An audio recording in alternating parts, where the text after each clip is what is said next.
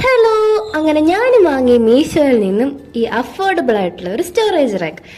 അത്യാവശ്യം നല്ല വെയിറ്റ് ഒക്കെ ഉണ്ടായിരുന്നു. അപ്പം ഞാൻ അതിൻ്റെ ക്വാളിറ്റി ഏകദേശമൊക്കെ ഒന്ന് ഊഹിച്ച് വെച്ചിട്ടുണ്ട്. അത് തുറന്നപ്പോൾ അതിൽ കുറേ പൈപ്പും പിന്നെ ഒരു ക്ലോത്ത് പോലത്തെ ഒരു സാധനം ഉണ്ടായിരുന്നു. പിന്നെ അത് കണക്ട് ചെയ്യാൻ വേണ്ടിയിട്ട് ഉള്ള സാധനം ഉണ്ടായിരുന്നു. കുഞ്ഞതും വലുതും എന്തൊക്കെയോ പൈപ്പുകളൊക്കെ ഉണ്ടായിരുന്നു. ആദ്യം എനിക്കൊന്നും മനസ്സിലായില്ല. പിന്നെ അത് ഒരു യൂസർ മാനുവലൊക്കെ ഉണ്ടായിരുന്നു, അതിലെങ്ങനെയാണത് ഫിറ്റ് ചെയ്യേണ്ടതെന്നുള്ളത്.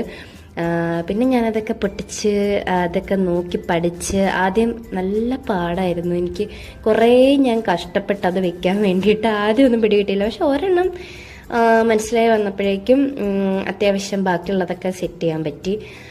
അങ്ങനെ കുറേ സമയം എടുത്ത് കായ്സ് അതൊന്ന് വെക്കാൻ വേണ്ടിയിട്ട്.